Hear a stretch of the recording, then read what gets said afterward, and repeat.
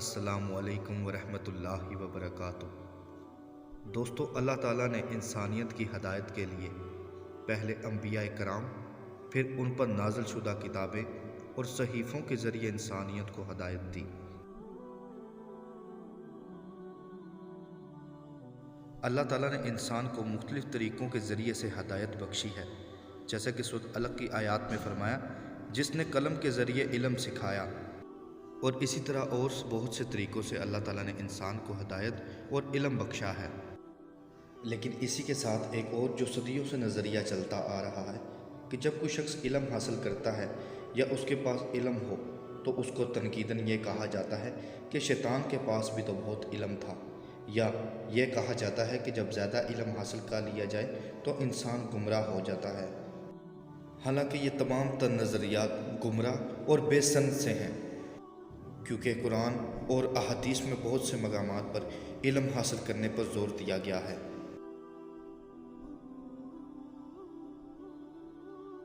جیسے کہ سورۃ انعام کی آیات میں، اور دنیا میں زیادہ لوگ ایسے ہیں کہ اگر آپ ان کا کہنا ماننے لگیں تو وہ آپ کو اللہ کی راہ سے بے راہ کر دیں گے۔ وہ محض بے اصل خیالات پر چلتے ہیں اور بالکل قیاس باتیں کرتے ہیں، یعنی کہ جو بے علم ہے یا گمان کرتے ہیں یا ایسی باتیں کرتے ہیں جن کی کوئی سند یا بے اصل ہوں، تو ایسے لوگوں کی بات سننے سے انسان اللہ کی راہ سے بھی دور ہو جاتا ہے۔ اور سورۃ نجم کی آیات میں فرمایا، حالانکہ انہیں اس کا کوئی علم نہیں کہ وہ صرف اپنے گمان کے پیچھے پڑے ہوئے ہیں، اور بے شک وہم و گمان حق کے مقابلے میں کچھ کام نہیں دیتا۔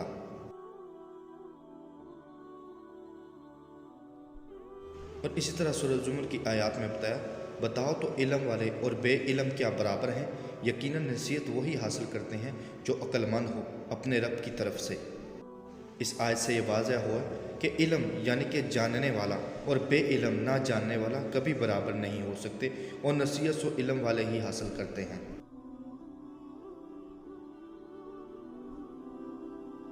اور اسی طرح سورۃ بنی اسرائیل میں فرمایا، جس بات کی تجھے خبر ہی نہ ہو اس کے پیچھے مت پڑ، کیونکہ کان اور آنکھ اور دل ان میں سے ہر ایک سے پوچھ گچھ کی جانے والی ہے۔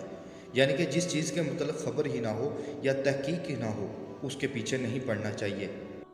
یعنی کہ کسی بات کے لیے علم کا حاصل کرنا بہت ضروری ہے، یا جاننا، یا کسی بھی بات یا کسی بھی خبر کے لیے اس کا علم ہونا لازم ہے، اس کے بغیر وہ اندھی تقلید ہی کہلائے گی۔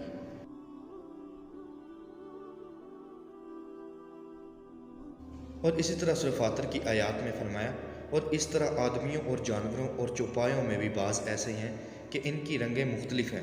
اللہ سے اس کے وہی بندے ڈرتے ہیں جو علم رکھتے ہیں، واقعی اللہ تعالیٰ زبردست بڑا بخشنے والا ہے۔ اور اسی طرح وہ مشہور دعا جو سورۃ طٰہٰ کی آیت میں کہ یہ دعا کر کے پروردگار میرا علم بڑھا وقل ربی زدنی علما، ان قرآنی آیات سے ہمیں پتہ چلا کہ علم کی کتنی اہمیت ہے اس کے حاصل کرنے پر۔ اور جو لوگ یہ بدعقیدگی اور بدگمانی اور یہ نظریہ رکھتے ہیں کہ وہ علم حاصل کرنے والے اور علم والے کو یہ کہتے ہیں کہ شیطان کے پاس بھی بہت علم تھا یا زیادہ علم حاصل کرنا گمراہی ہے، تو ان کے لیے پیر نصیر الدین نصیر صاحب نے ایک کتاب جس میں کہ ابلیس کیا عالم تھا یہ لکھا، اور آگے ان کا یہ بیان بھی ان کے نظریے کو توڑنے کے لیے کافی ہے۔ ایک نقطہ اور وضاحت کر دوں، بعض لوگ کہتے ہیں جناب کہ عام طور پر کہ کسی آدمی کی تذلیل کرنا مقصد ہو، کسی مولوی صاحب کی، کسی عالم کی، کسی پڑھے لکھے کی، تو اس کو ذلیل کرنے کے لیے ایک جملہ استعمال کیا جاتا ہے عام طور پر، بھئی پڑھے لکھے سے کیا ہوتا ہے، شیطان تھوڑا عالم تھا۔ یہ آپ سنتے ہیں نا فکرہ عام طور، تو یہ علماء کو ذلیل کیا جاتا ہے، یہ فکرہ بول کر علماء کی توہین کی جاتی ہے۔ حالانکہ اس انسان کا ذاتی کوئی عمل ہوگا تو آپ اس کی وجہ سے اس کو برا کہیں، اس کے علم کو کیوں برا کہتے ہیں؟ اس کا علم کیا ہے؟ اس کے پاس قرآن مجید ہے، اس کے پاس حدیث ہے، اس کے پاس فقہ ہے، اس کے پاس علم تو یہ ہے۔ تو آپ کہیں جناب کہ وہ شیطان بھی بڑا پڑا ہوا تھا، بھائی آپ کو کوئی خاص رپورٹ آئی ہے کہ شیطان بہت بڑا عالم تھا؟ کیا آپ کے خاندان کا کوئی بندہ اس کا شاگرد ہوا ہے؟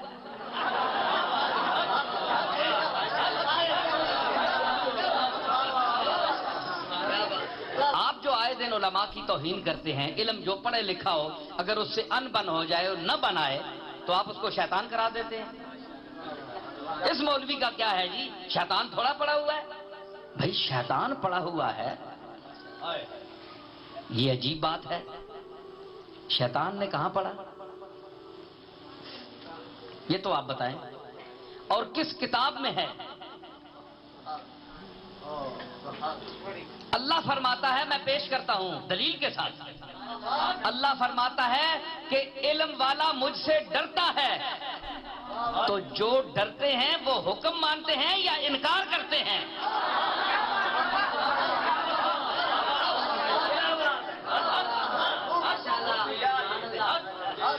اللہ فرمائے آدم کو سجدہ کر, سب نے سجدہ کیا الا ابلیس ابا واستکبر وکان من الکافرین, انکار کر دیا. تو انکار وہ کرتے ہیں جو ڈرتے ہیں؟ نہیں, انکار وہ کرتے ہیں جو نڈر ہوتے ہیں, نہیں ڈرتے. تو اللہ نے فرمایا جو ڈرتے ہیں وہ علم والے ہیں. تو شیطان ابلیس نہیں ڈرا تو عالم کا قرآن کی نص سے میں ثابت کر رہا ہوں کہ ابلیس عالم نہیں ہے.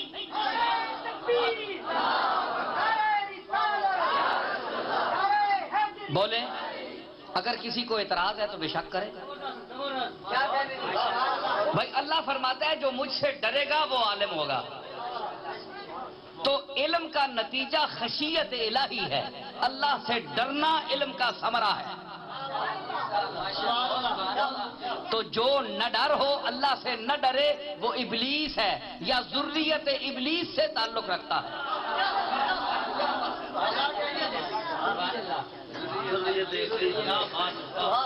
ہے جی, ابلیس کی ذریت سے یا اس کا تعلق ہے کیونکہ وہ ڈرتا نہیں. تو جو اللہ سے ڈرتے ہیں وہ علم والے ہیں. تو آپ فرمائیں کہ اللہ نے فرمایا صحابہ کرام اور اہل بیت اعظام کے لیے کہ رضی اللہ عنہم ورضوا عنہ. تو راضی کس لیے ہوا؟ کہ جو اللہ سے ڈرے اس پر اللہ راضی ہوتا ہے, یا جو اللہ کی گستاخی کرے, نہ ڈر ہو, گستاخی کرے, دریدہ دہنی کرے, انکار کرے, اکڑے, اس سے اللہ راضی ہوتا ہے؟ بتائیے. جو ڈرے. تو اللہ نے جو صحابہ کے لیے اور اہل بیت کے لیے فرمایا رضی اللہ عنہم ورضوا عنہ, تو اللہ اس لیے راضی ان سے ہوا اور یہ اللہ سے ہوئے کہ اللہ اس لیے راضی ہوا کہ یہ اللہ سے ڈرے, کیونکہ ان کے آقا بھی اللہ سے ڈرتے تھے. تو آقا اللہ سے ڈرتا ہو, اور کیسا یہ ممکن ہے کہ اس کے غلام اللہ سے نہ ڈرتے ہوں؟ ہے جی. تو اللہ سے ڈرے, یقیناً ڈرتے تھے, تو اللہ اس لیے راضی ہوا نا. تو اللہ جن سے راضی ہو جائے ڈرنے کی وجہ سے, تو اللہ نے فرمایا جو مجھ سے ڈرتے ہیں وہ علم والے ہیں.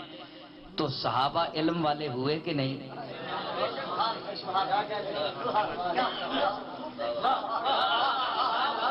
صحابہ علم والے ہوئے کہ نہیں؟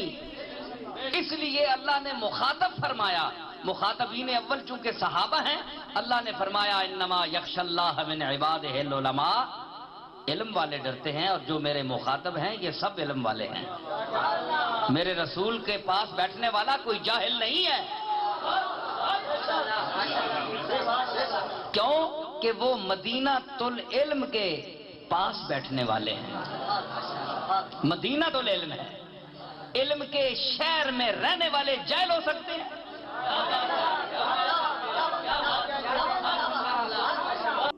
اللہ تعالی ہمیں علم حاصل کرنے, اپنے دین کو سمجھنے, اس پر عمل کرنے اور دوسروں تک پہنچانے کی توفیق عطا کرے. السلام علیکم ورحمۃ اللہ وبرکاتہ.